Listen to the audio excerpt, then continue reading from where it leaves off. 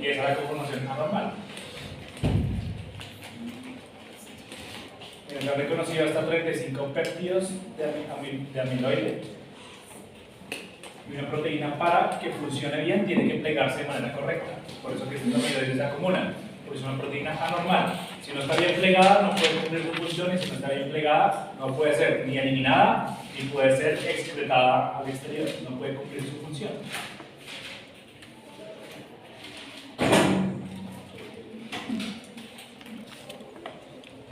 Son algunos anticuerpos, son inmunoglobulinas, lipoproteínas, y este amiloide sérico A pueden llevar a esa amiloidosis. Este amiloide sérico A es una proteína de fase aguda, como se lo han escuchado alguna vez. Se puede tomar en algunas especies, sobre todo en equinos, para ver si están en un proceso inflamatorio agudo. Simplemente que son proteínas mal plegadas. Son proteínas mal plegadas, insolubles, que se depositan.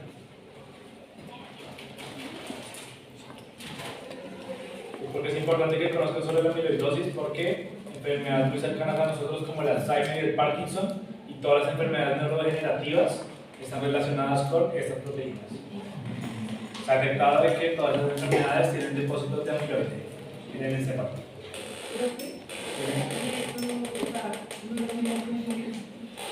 Exactamente, son muy parecidos. Son muy parecidos. Un prión también es una molécula, una proteína, molécula proteica mal plegada, una conformación estructural anormal. Entonces ya se ha visto que los priones y la amiloide se comportan tienen el mismo comportamiento, un comportamiento casi idéntico. Casi idéntico. Entonces se está empezando a pensar que las Alzheimer y el Parkinson son enfermedades derivadas por algún prión en vez de una amiloide como tal. ¿Sí? En discusión. Pues se llama la proteína Alzheimer tipo A y la proteína beta de Parkinson. Y todas son proteínas de amiloide. Bien interesante ese tema. También está ligado a la Alzheimer y eso, la prolongación de nuestra esperanza de vida. Puede ser. Todavía no se sabe bien. Todavía no se sabe por qué un prión se comporta como un agente infeccioso. Se comporta como un agente infeccioso. Cumple todos los principios de Koch. Todos. Que si yo cojo eso y lo cultivo en un sitio, crece. Si ese cultivo se lo coloco a un animal sano, se enferma. Y si de ese animal enfermo yo cojo la misma molécula y se lo paso a otro que ya estaba sano, se vuelve a enfermar. Ese círculo ya está comprobado que los priones lo hacen. Entonces, a pesar de que es una proteína y a pesar de que no se considera un ser vivo, actúa como un organismo infeccioso. Bien. Todas las proteínas van a estar así. En un estado en el que van a estar sin plegar. Ya llegan al aparato de Golgi y en el aparato de Golgi se plegan bien. Quedan así. Una proteína bien elaborada. Esta fase se llama la fase de nucleación. Llegan acá, se une a otro tipo de proteínas y genera una proteína completa. ¿Cierto? Y aquí, finalmente, en esta fase de elongación, sufre la conformación de la hélice alfa y beta y finalmente queda una proteína ya bien plegada. Eso es lo que sucede de manera normal.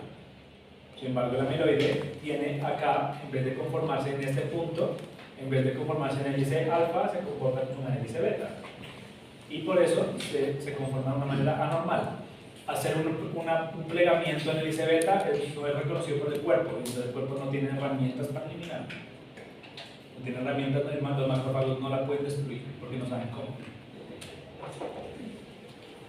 Entonces la amiloidosis como tal es eso, un grupo de patologías que tienen el mismo mecanismo fisiopatológico, una apariencia similar. Lo único que va a cambiar es el origen.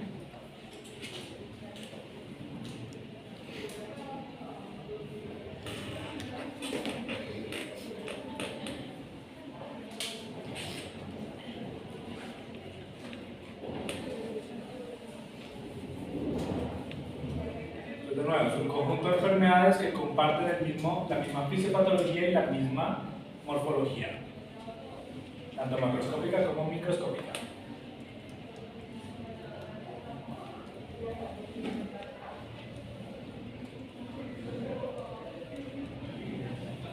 Una proteína mal plegada no puede cumplir su función, entonces ¿qué hace? Se deposita, se acumula.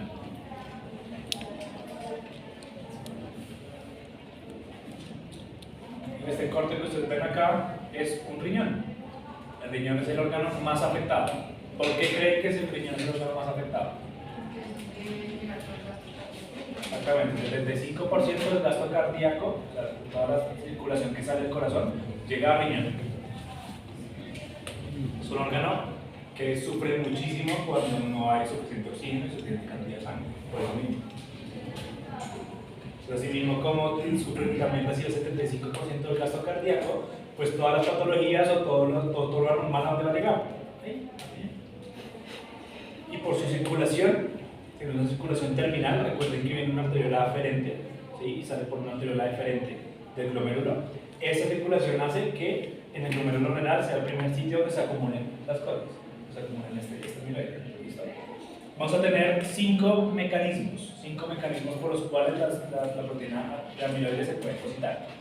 El primero, como lo ha dicho la compañera, estas proteínas amiloides pueden convertir a otras proteínas en proteínas anormales.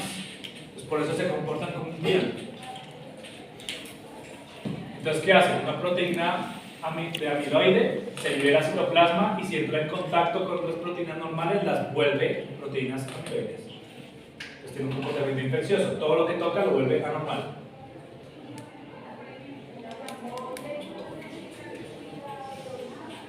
Por eso acá dice priones o un comportamiento prion-like.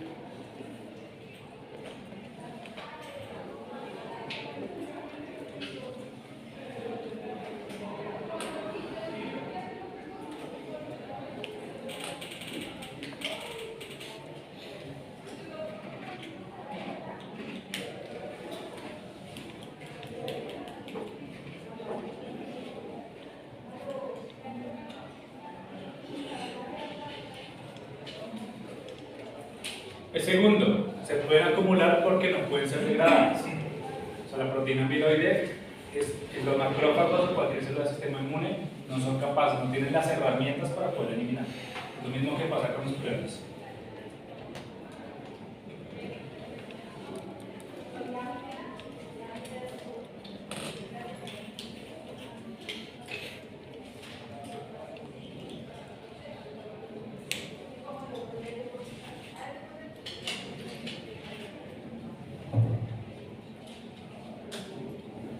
El tercer mecanismo, una mutación de un gen.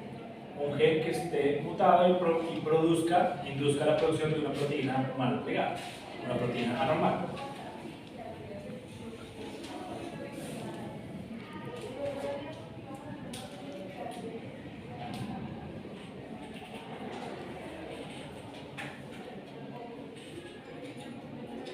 El cuarto va a ser una sobreproducción de proteínas anormales. ¿Qué significa sobreproducción?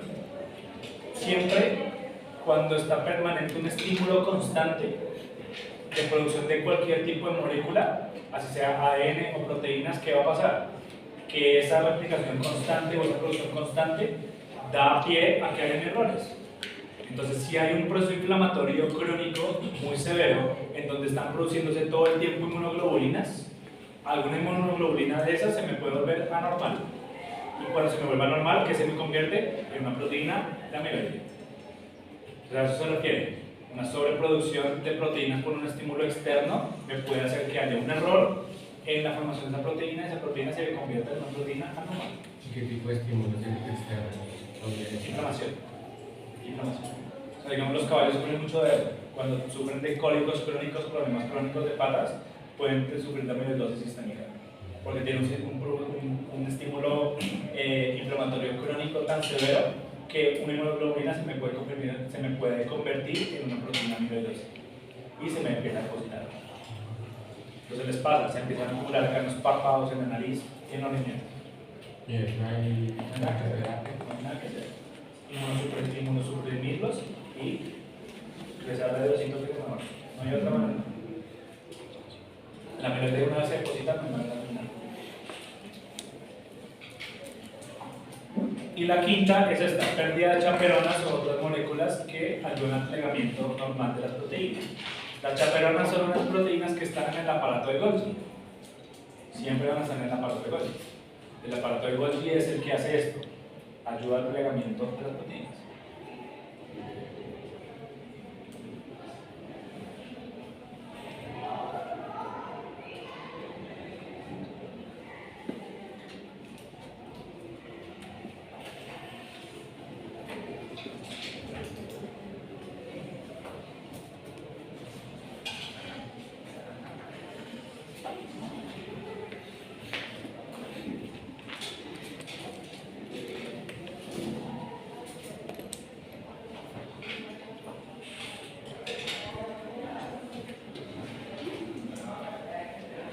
¿Listo?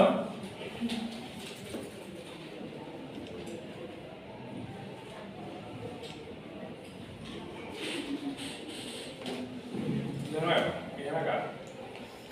¿Cómo es su estructura? Toda proteína, ¿cómo está formada? Por múltiples péptidos. Por ejemplo, una molécula polipeptídica. ¿Un péptido qué es? Un aminoácido. Los aminoácidos, ¿qué hacen? Empiezan a organizarse y en vez de organizarse en una hélice alfa, que es uno al lado del otro, se empiezan a crear enlaces cruzados uno con el otro. ¿Y esos enlaces cruzados cómo se llaman? Beta, enlaces cruzados beta. Entonces empiezan a formar enlaces entre cada aminoácido formando una estructura fibrilar. Y esa estructura tan compleja hace que no pueda ser eliminada. Entonces, sépanlo desde ya. Estas proteínas amiloides se autorreplican y convierten otras proteínas en anormales. O sea, todo lo que tocan lo convierten en proteínas anormales. Y se van a seguir depositando. Entonces, una cadena de eventos. Todo lo que encuentres normal lo van a conseguir convertir en anormal y se va a seguir depositando hasta que ya no haya más tejido sano. Se comporta como un agente infeccioso, hasta un agente parasitario.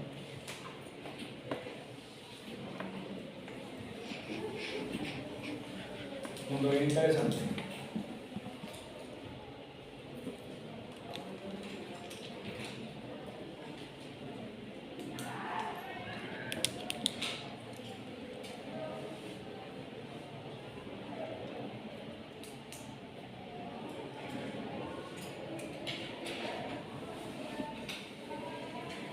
¿Quieres sacar? No se ve bien. Pero esos son los enlaces que forman acá. Simplemente es una imagen, sí es un poquito compleja, pero lo que pasa es que los aminoácidos se empiezan a unir entre sí. En vez de estar libres, como lo observan acá, se empiezan a unir. Y esta unión se llama hélice.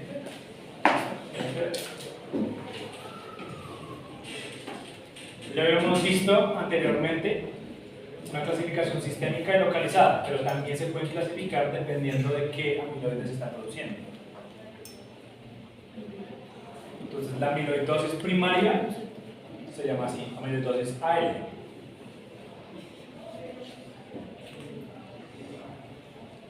La amiloidosis AL significa amiloidosis de un antígeno leucocitario.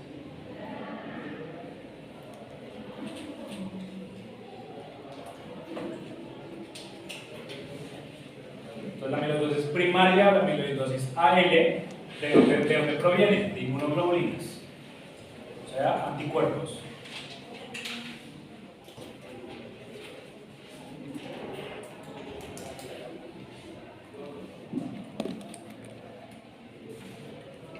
De nuevo, primaria o amiloidosis AL proviene de inmunoglobulinas o anticuerpos.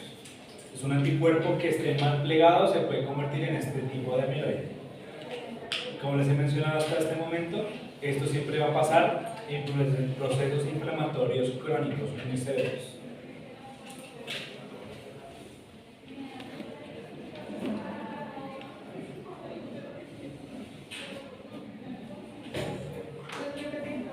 ¿Todo? En la amiloidosis la habíamos visto una clasificación, que es de la sistémica localizada, ¿cierto? Pero también se pueden clasificar dependiendo del tipo de proteína que se produzca. Entonces, se clasifican como primarias o amiloide AL si vienen derivadas de inmunoglobulinas o de anticuerpos. Los anticuerpos, ¿qué son? Son producidos por células plasmáticas, ¿cierto? Las células plasmáticas se activan en respuestas inflamatorias crónicas muy severas.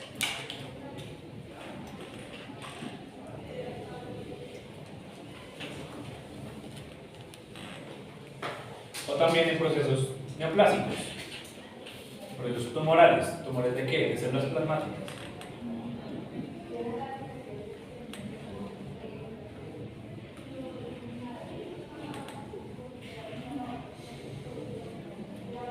Miren aquí, esto que ustedes observan acá.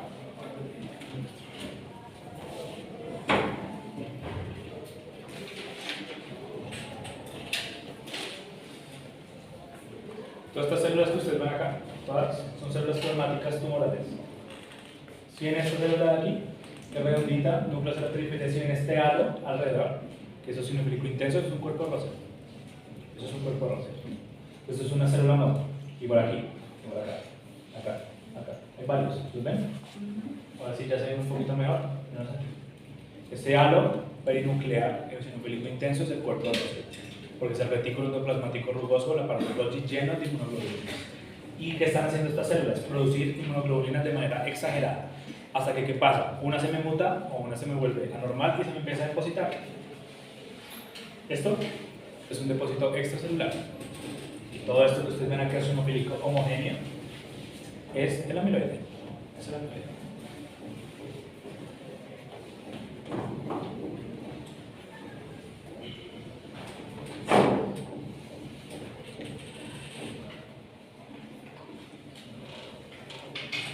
Entonces, esta presentación primaria de esta amiloidosis está relacionada con esto, con una proliferación monoclonal de linfocitos B. ¿Qué significa monoclonal? Es una misma célula replicándose varias veces.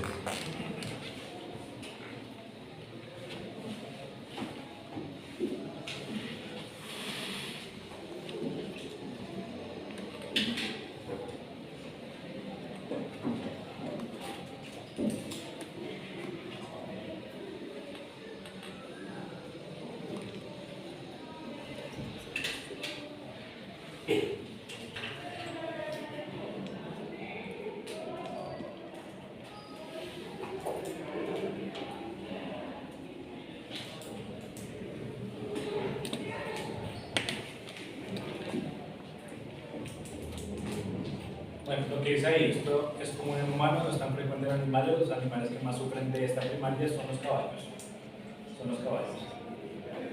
Puede ser tanto sistémica como localizada. Sistémica en todos los órganos, específicamente más afectado por el riñón, y localizada en el sitio de inflamación. Es muy raro encontrar este tipo de problemas.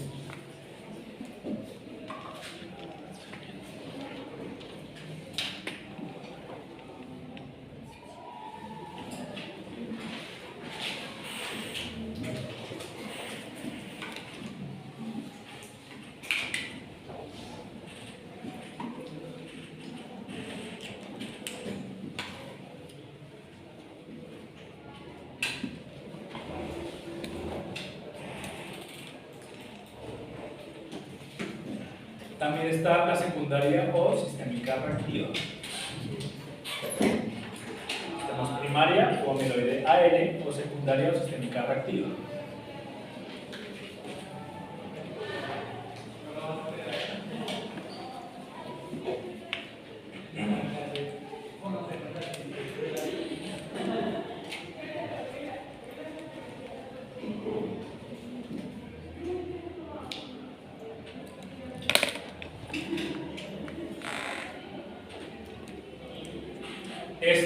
El amiloide que se produce es el amiloide sérico A. Miren acá, amiloide sérico A.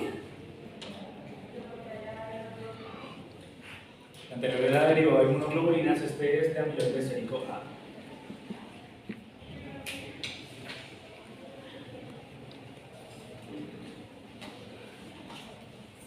Pues, ambos amiloides se pueden dar, ambas amiloidosis se pueden dar en procesos inflamatorios crónicos. Solamente que el primario siempre está íntimamente relacionado con respuestas de linfocitos B, de células plasmáticas. Este, de cualquier tipo de proceso inflamatorio crónico, de cualquier.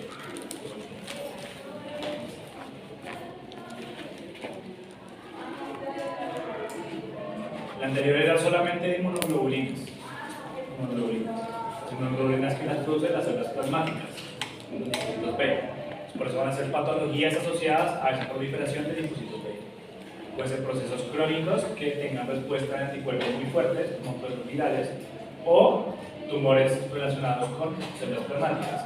Este también es un proceso inflamatorio, pero no es dependiente de células B. Puede ser un proceso inflamatorio crónico de cualquier etiología. Creo que esas dos razas que se ven ahí que tienen para que les dé. El gen, que nunca he juntado, las de proteína. La dicen sí. La dicen sí. La dicen es un gatito de Sharpei. Es como un spin.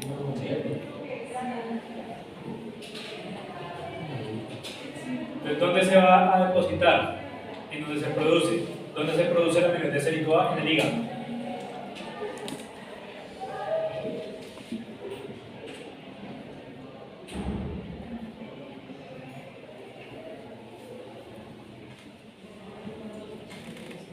se va a depositar en el hígado, que es donde se produce, y en órganos con circulación terminal. Pues, ¿cuáles son? El riñón y el vaso. El riñón y el vaso.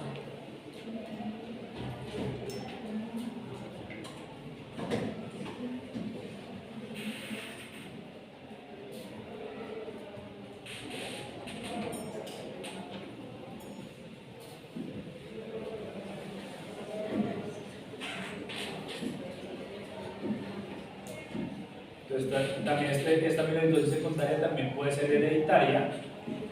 Puede ser hereditaria y estas razas son las más afectadas, el Charcot y el dático acá en la vicia.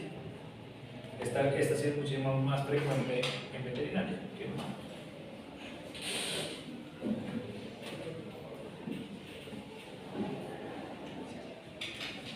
Entonces, esta última, ¿qué significa? La amiloide sérico A es producida en el hígado en respuesta a estas interleuquinas. ¿Qué significa eso? Proceso inflamatorio. Interleuquina 1, la 6 y el factor nervioso tumoral alfa son citoquinas proinflamatorias. Y el factor de necrosis tumoral induce apoptosis de las células y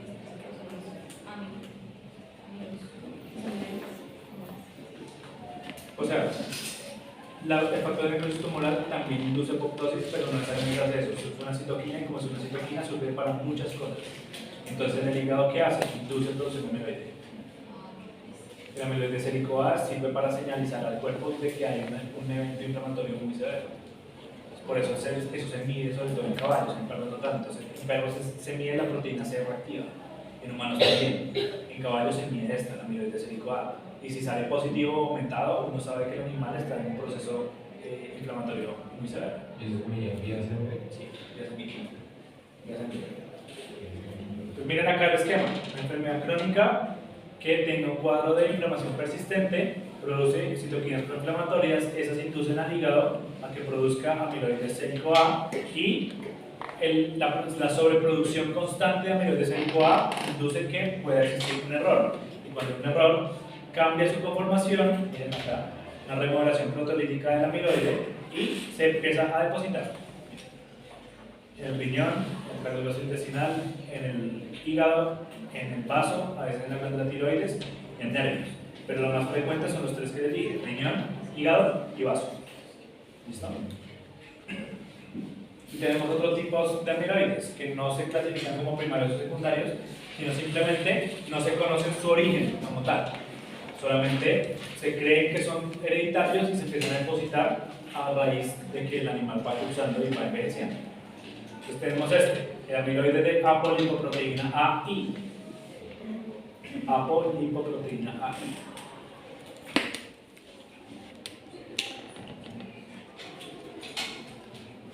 ¿Dónde se deposita esta? En vasos sanguíneos.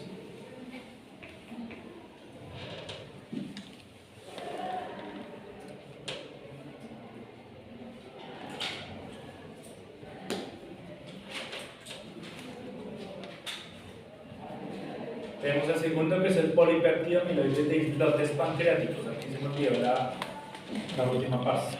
Pero es polipéptido amiloide de islotes pancreáticos.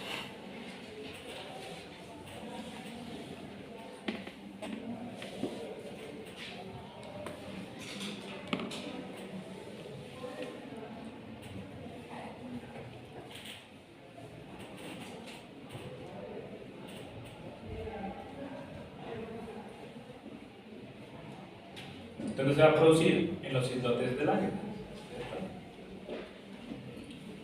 Me los pusieron en el taller porque hay un páncreas. Esos islotes del Langerhans que tienen unas células alfa y unas células beta. Las células beta pueden producir este amiloide. No se conoce el origen, no se conoce por qué lo hacen. Pero es una proteína mal plegada. Más que todo en quién? Gatos, macacos, babuinos y mapaches.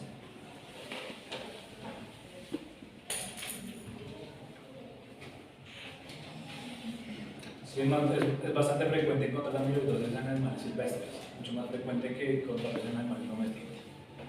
Es raro, pero se encuentra. Entonces, ahí en la unidad de rescate y rehabilitación que tiene la nacional, pues a veces las necrosis de los animales que mueren ahí, todos los hacemos nosotros. Todos. Uno hacemos necrosis de serpientes, tortugas, monos, aguares, lo que sea, lo que estuviera ahí. Y en la mayoría de monos, muchos tenían amiloidosis. O sea, morían era de Yersinia o de Salmonella o de Toxoplasma, porque esos los matan horribles esos tres agentes, pero no encontraban amiloidosis permanentemente. Interesante. Por el bicho, pero interesante. En adelante, siempre que un patólogo le diga a ustedes que la lesión es muy bonita, el animal estaba enfermo. Estaba bastante mal. Siempre pasa. Lo más bonito para uno la lesión, el animal estaba peor. De verdad, siempre lo digo. El siguiente es el amiloide por edad. Se llama A-beta amiloide. De nuevo, empezamos a vivir mucho tiempo y eso hace que podamos empezar a depositar este tipo de amiloide. ¿En qué caso se puede dar? Enfermedades neurodegenerativas, caninas, placas seniles o angiopatía amiloide cerebral. Miren que todo eso se está dando en el sistema nervioso. Entonces se cree que las demencias seniles en los perritos, que ya a veces no empiezan a ver bien, empiezan a ladrar a la gente, no están dueños y a veces los atacan. Esas demencias seniles se cree que relacionado a esto, a depósitos de amiloides neuronales. ¿Estos suelen ser nada más caras en una raza o algo? En animales pequeños. En razas pequeñas.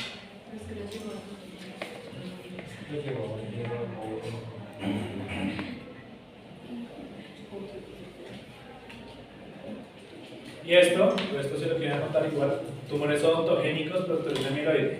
Estos tumores odontogénicos son tumores que provienen del ligamento periodontal. ¿Cuáles son?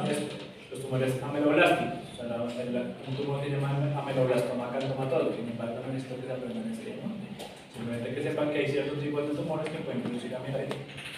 Y lo último, lo que había mencionado la compañera ahorita, las encefalopatías espongiformes, que son derivadas de los prions, también se cree que tienen un comportamiento similar. O sea, se cree que los prions y el amiloide en algún momento van a ser una misma clasificación, porque se conforman idénticos, se comportan idénticos. Hay experimentos in vitro con neuronas en cultivo y se les ha implantado un pedacito de esa proteína amiloide beta de Parkinson a un tejido sano y ese tejido se vuelve neurodegenerativo. Entonces sí tiene un comportamiento infeccioso.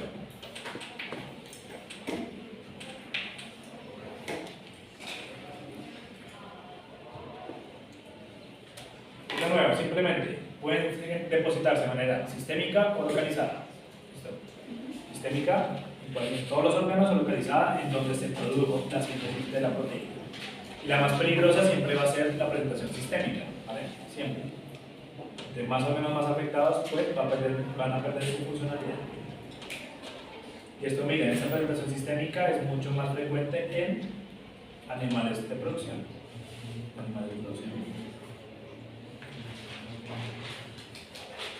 No se ve nada, pero cuando les mande la presentación, pues acá van a ver todos los tipos de amiloides que hay.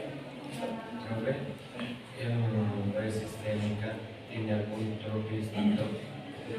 Tropismo hacia algún órgano específico. Riñón, órganos con circulación terminal, riñón y vaso.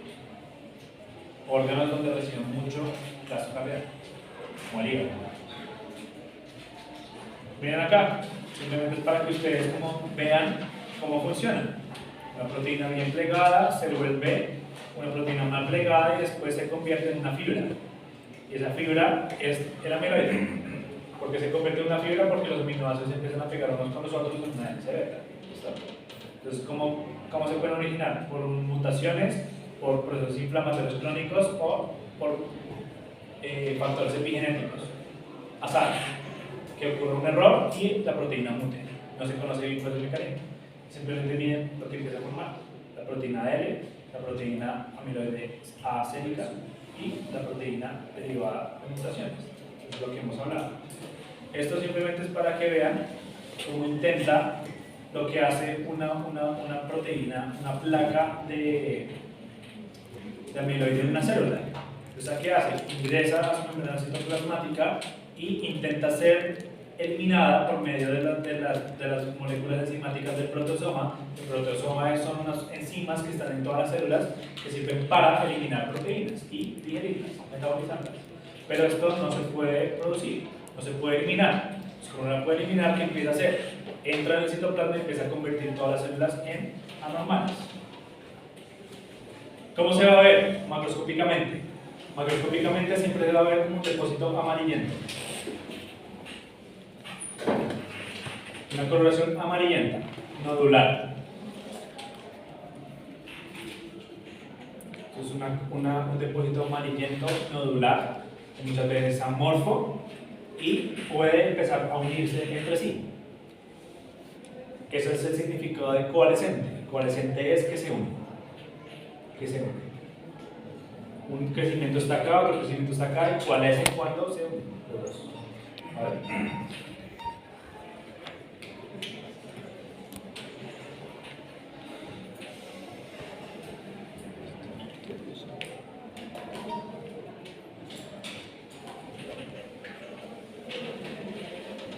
Microscopía de luz, microscopía óptica, ¿cómo se va a ver? Como un material eosinofílico pálido, lo mismo, una coloración hialina.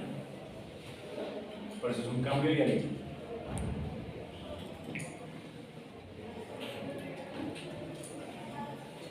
Y para poder confirmar que esa proteína que se está depositando en verdad es un amiloide, uno utiliza una tinción diferencial, ¿cómo se llama? Rojo Congo. Uno puede utilizar esa misma lámina y uno la manda que la tiñan con rojo Congo y uno puede determinar que ese depósito extracelular es efectivamente amiloide si tiñe anaranjado.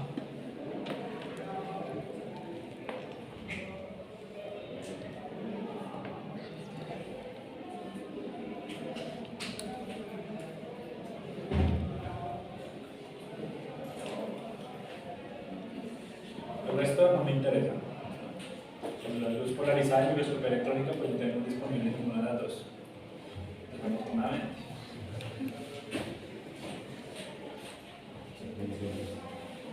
Miren cómo se ve. ¿Qué es este valor? Vaso. En esa coloración, ¿cómo está normal? Está pálido, se ve amarillento.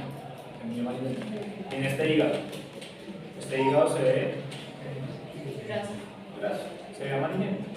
Entonces yo lo corto microscopio y ¿qué veo? Se alcanza a ver todo este material eosinofílico en los capilares.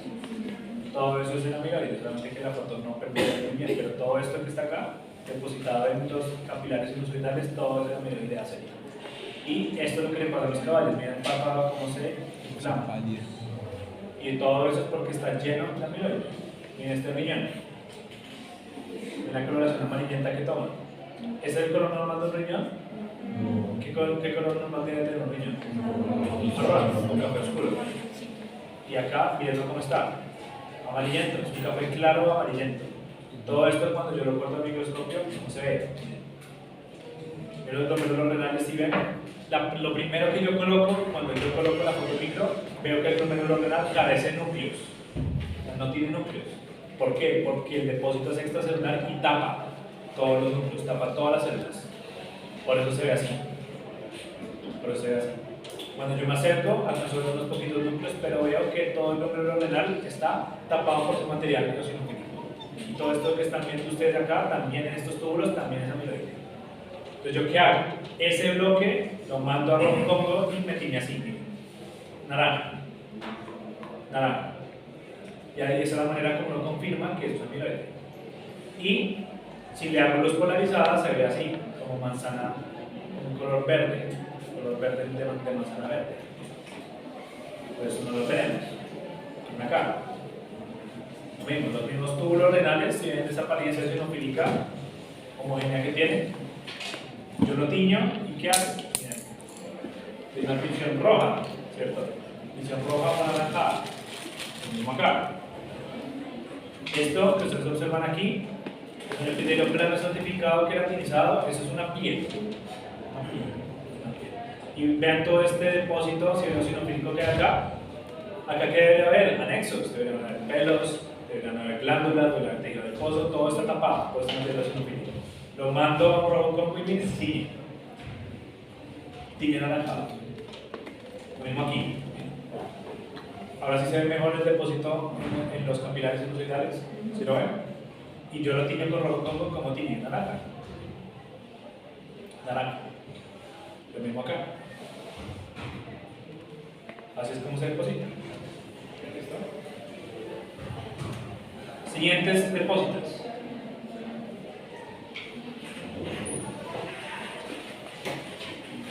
Estos eran los acúmulos de proteínas. Esos ahora van a ser acúmulos de iones.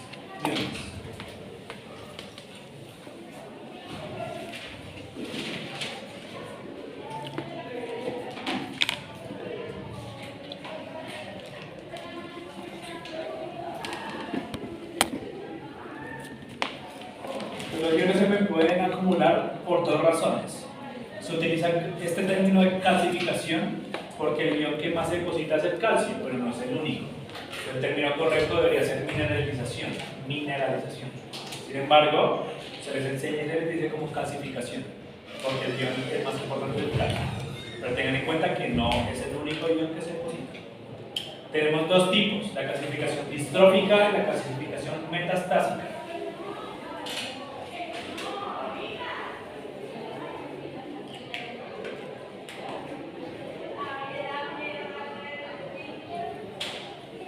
Entonces, la calcificación distrófica, ¿qué va a ser? Un depósito de minerales en una zona de necrosis.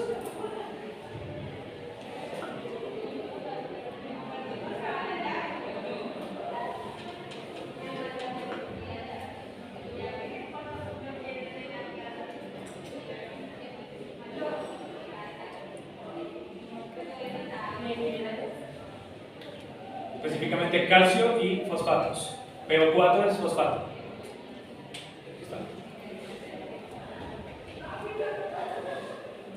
Depósito de minerales en una zona de necrosis.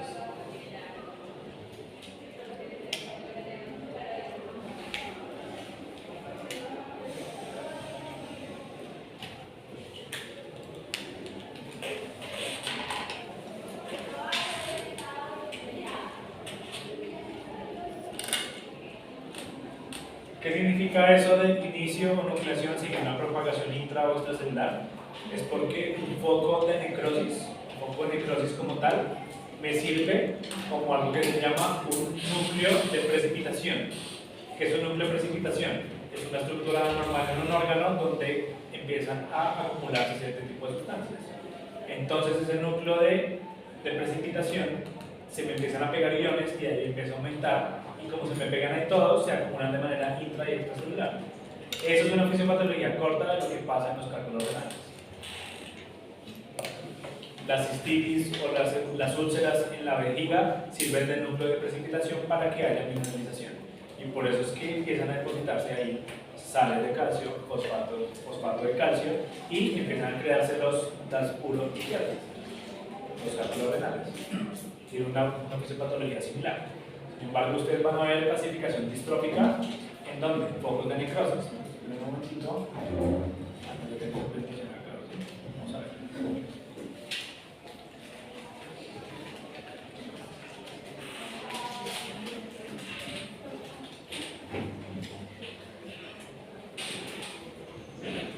No la tengo acá.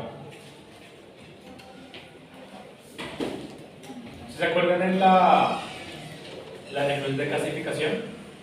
La necrosis de calcificación en el centro tenía como un depósito vasofílico intenso, que es esto que ustedes observan acá, con el puntero. ¿Esto? Si lo recuerdan, que lo vieron en las fotos de la clase pasada, eso es la mineralización distrófica, la calcificación distrófica. Este material vasofílico que ustedes observan acá, siempre van a ser minerales, siempre van a ser iones. Entonces, el sitio donde más se va a acumular mineral es en la necrosis de calcificación. La mayoría siempre va a tener mineral en el centro.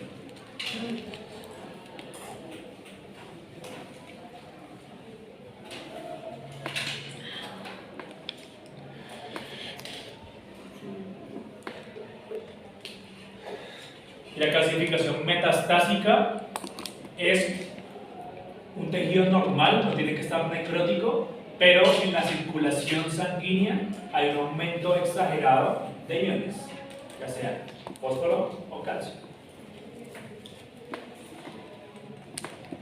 Entonces, ¿qué tiene que tener el animal o la persona? Tiene que estar hipercalcémico o hiperfosfatémico. ¿Por qué se llama metastásico? Por eso, porque los iones están en circulación y se depositan en un órgano lejano, lo mismo que hace un pulmón. ¿Cuáles son estas situaciones hipercalcémicas en animales? Cuando hay un aumento severo en la secreción de la hormona paratiroides o de la paratormona. Cuando hay lisis ósea exagerada o destrucción ósea exagerada. Cuando hay trastornos del metabolismo de la vitamina D o insuficiencia renal. La insuficiencia renal produce hiperparatiroidismo renal secundario. ¿Sí saben por qué? ¿Sí saben por qué la insuficiencia renal puede causar problemas de paratiroides o problemas del metabolismo del calcio y el fósforo? ¿O no? ¿No? ¿Entienden esos mecanismos? ¿Por qué todo esto que está acá produce hipercalcemia o no? ¿O los explico uno por uno? Sí. ¿Sí? Sí. Listo. La paratiroides, la hormona paratiroidea, ¿qué hace? ¿Se acuerdan? ¿Qué hace la hormona paratiroidea?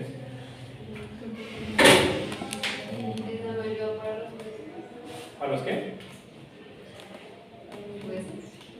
¿Qué hacen los huesos?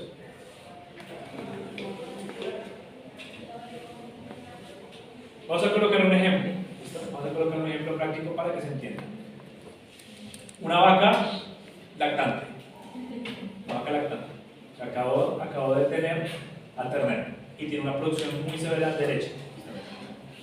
Esa vaca, como necesita unas cantidades anormales, cantidades exageradas, son muy altas de calcio y fósforo para dárselas a la leche al ternerito, ¿qué hace? Activa la hormona paratiroides. La paratiroides produce su hormona, esa hormona viaja al hueso y en el hueso, ¿qué hace? Activa a los osteoclastos. Los osteoclastos, ¿qué hacen? Se comen el hueso para sacar calcio y fósforo del hueso. Ese calcio y fósforo sale del hueso, llega a circulación sanguínea, va a llegar a la glándula mamaria y ahí ya empieza el proceso de producción de leche. Eso es lo normal. ¿Qué pasa? La vaca empieza a comer sus sales minerales y empieza a tener todo su metabolismo como tal, absorbe y come suficientes cantidades de sales de fosfato de calcio y eso activa a la calcitonina. La calcitonina es otra hormona que también se produce en la paratiroides. La calcitonina, ¿qué hace?